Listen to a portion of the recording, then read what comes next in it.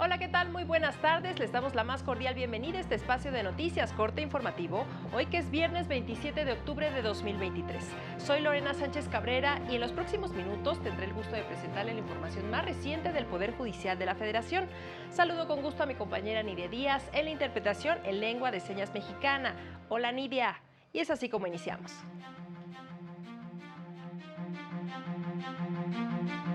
Reconocen a la ministra presidenta Norma Lucía Piña Hernández por sus aportes a la defensa de la Constitución y de la independencia judicial.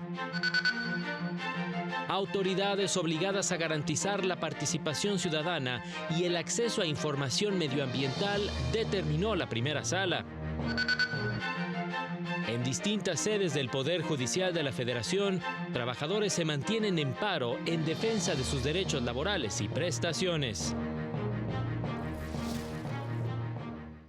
La Suprema Corte publicó la sentencia del Pleno en la controversia constitucional 67/2021, en la que declaró la invalidez de diversas disposiciones de la Ley Ganadera del Estado de Veracruz, que implementaban un modelo de control para la movilización de animales, pues el establecimiento de puntos estatales de inspección de ganado violaba el artículo 16 constitucional, pues implicaba acreditar que no se estaba cometiendo el delito de abigeato en un control preventivo genérico, ausente de cualquier justificación razonable. Los permisos para la movilización de animales, denominados guías de tránsito, invadían la competencia de la Federación para determinar los requisitos zoosanitarios que deben observar los interesados en movilizar animales. Además, las disposiciones afectaban el libre tránsito de mercancías, lo cual violaba la fracción quinta del artículo 117 constitucional, el cual impide que se afecte la entrada o salida de mercancías nacionales o extranjeras de un territorio estatal. La ministra presidenta Norma Lucía Piña Hernández fue galardonada con el Premio Nacional de Comunicación José Pagés Yergo 2023, distinción que le fue concedida por su defensa de la Constitución y de la independencia del Poder Judicial de la Federación. La ministra Piña no asistió a recibir la condecoración, misma que fue entregada a la Secretaría General de la Presidencia de la Suprema Corte, Natalia Reyes Heroles, quien a nombre de la ministra agradeció la distinción y expresó que la ministra presidenta está comprometida con la defensa del orden constitucional y con el impulso de una justicia adecuada para hacer efectivas las libertades y la igualdad entre los mexicanos. Mi compromiso indeclinable es y seguirá siendo tanto la defensa de la Constitución, del pacto fundamental, como la independencia del Poder Judicial. El principio constitucional y convencional que garantiza una adecuada impartición de justicia para hacer efectivas las libertades y la igualdad de las y los mexicanos. Porque más allá de las palabras que vuelan con el viento más tenue y mucho más allá del vaivén de las intenciones, la verdad es lo que debe imperar. Solo así es y será posible defender a la sociedad y a cada persona que la conforma. La primera sala de la Corte determinó que las autoridades están obligadas a garantizar el derecho a la participación ciudadana y el acceso a la información medioambiental a pobladores de Puerto Morelos, Quintana Roo. Por este motivo, concedió la protección de la justicia a los habitantes de dicho ayuntamiento, con el fin de que se deje sin efectos el Programa de Desarrollo Urbano 2020-2030 para que se elabore nuevamente, pero garantizando la participación de la comunidad desde el inicio y el acceso a la información medioambiental de manera clara y oportuna, así como en la toma de decisiones, pues la consulta se realizó durante la pandemia de COVID-19, lo que inhibió su participación en la definición de dicho programa, mismo que genera diversos impactos al medio ambiente y a los ecosistemas de los que se benefician. Con ello, se revocó la decisión del juez de distrito, que negó el amparo al considerar que los promoventes carecían de interés para impugnar el programa. Y continúan las protestas de trabajadoras y trabajadores del Poder Judicial de la Federación, quienes ya listan acciones legales para defender sus derechos laborales luego de la desaparición de 13 fideicomisos, que incluyen ingresos que ellos mismos aportaron. Mi compañera Laura Murillo tiene la crónica. Muy buenas tardes, Laura. Adelante con tu reporte. Hola, ¿qué tal? Muy buenas tardes. Te comento que hoy se cumple un día más de manifestaciones por parte de trabajadores del Poder Judicial de la Federación en defensa de sus derechos laborales y de la independencia judicial. En Avenida Revolución, como aquí en San Lázaro, continúa el paro. Sin embargo, las actividades dentro de las instalaciones continúan en defensa de los justiciables. Vamos a escuchar. Levantar la voz en favor de todos nuestros compañeros que siguen todavía apoyando desde otros medios. Por eso estamos aquí, nos estamos rolando en guardias para hacernos presentes, porque a diferencia de lo que se piensa, no es que el Poder Judicial haya parado.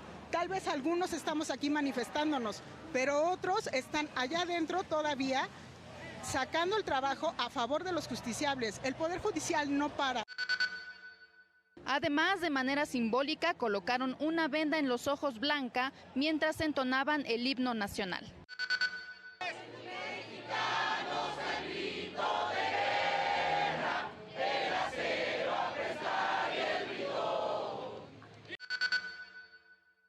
Es la información que tenemos al momento. Muchas gracias, Laura, por este reporte y obviamente el seguimiento puntual de estas movilizaciones por el canal del Poder Judicial de la Federación. La Suprema Corte explicó que es necesario invertir en justicia, ya que el estándar internacional dicta que debe haber 65 juezas y jueces por cada 100.000 habitantes, y en nuestro país solo hay 4, lo que resulta insuficiente para atender los más de 1.3 millones de casos que se estima recibirá el Poder Judicial Federal en 2024. El Estado mexicano, explicó, tiene la obligación de garantizar una atención oportuna a la creciente demanda de justicia en el país. Para ello, el Poder Judicial Federal solicitó un presupuesto de 84.7 millones de pesos, que representa menos del 1% del gasto federal total. En otros asuntos, la información que aportan las víctimas y personas que atestiguaron un hecho delictivo son de suma importancia, sobre todo en casos que tienen que ver con violencia de género y derechos de las mujeres. Así lo expresaron especialistas que participaron en el conversatorio ¿Cómo se prueba la violencia de género en el proceso judicial?, organizado por la Suprema Corte.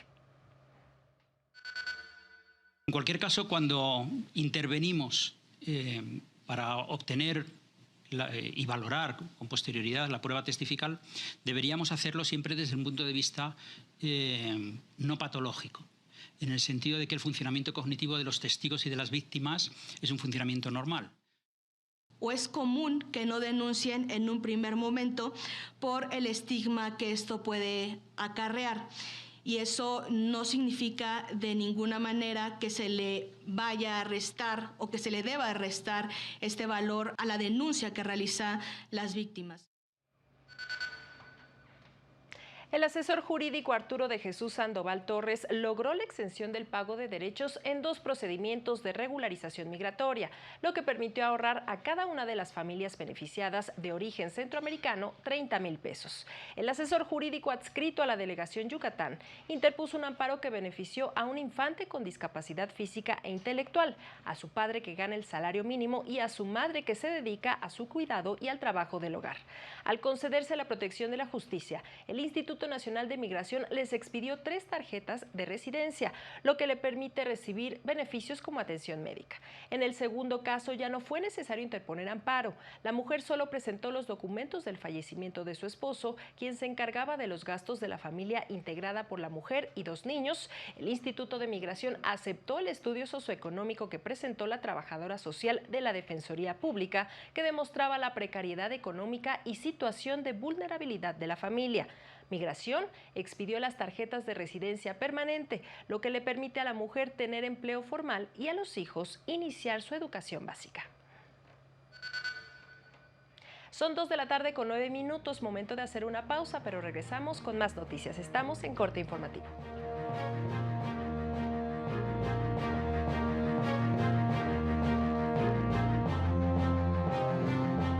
Al regresar, el presidente de la República incurrió en uso indebido de recursos públicos con fines electorales, determinó la Sala Regional Especializada.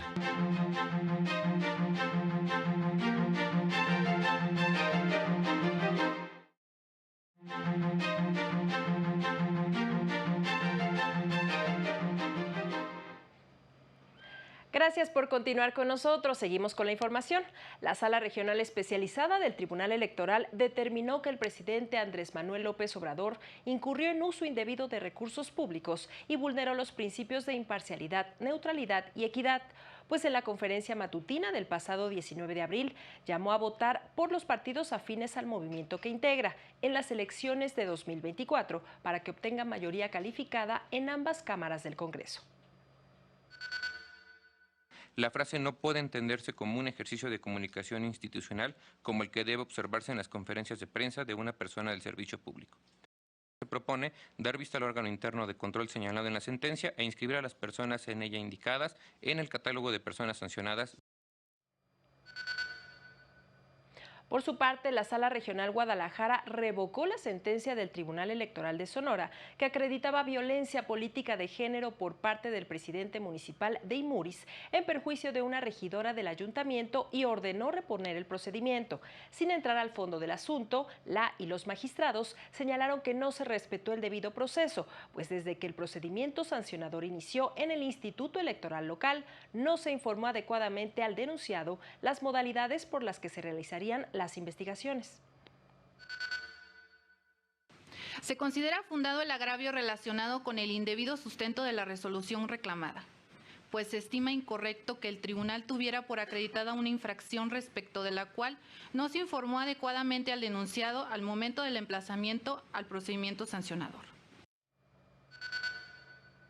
Y en tanto, la Sala Regional Ciudad de México confirmó una multa impuesta por el Tribunal Electoral Local a las autoridades tradicionales del pueblo de San Lucas Xochimanca, en la alcaldía Xochimilco, por no haber convocado a una nueva elección del patronato del Panteón como se le había ordenado.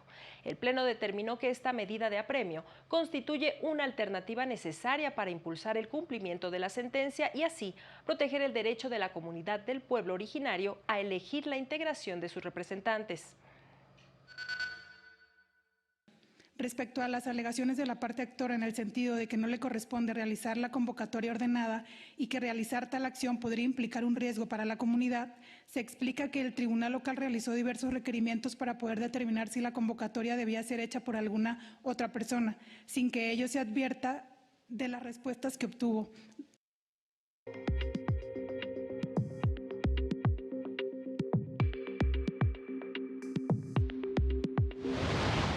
El consejero de la Judicatura Federal, Sergio Molina Martínez, presentó su libro El nuevo sistema de justicia laboral en México, un estudio de lo que implica la recién aprobada reforma laboral con el acompañamiento del Poder Judicial capitalino.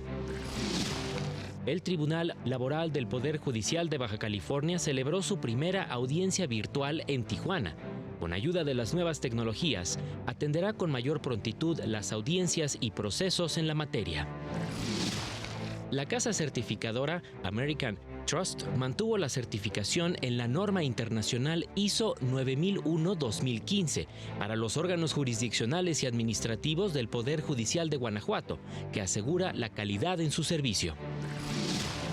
El Poder Judicial de Jalisco participó en la Mesa de Seguridad y Justicia que organiza de manera mensual la organización SOS Jalisco para generar ideas y soluciones a las problemáticas en la entidad.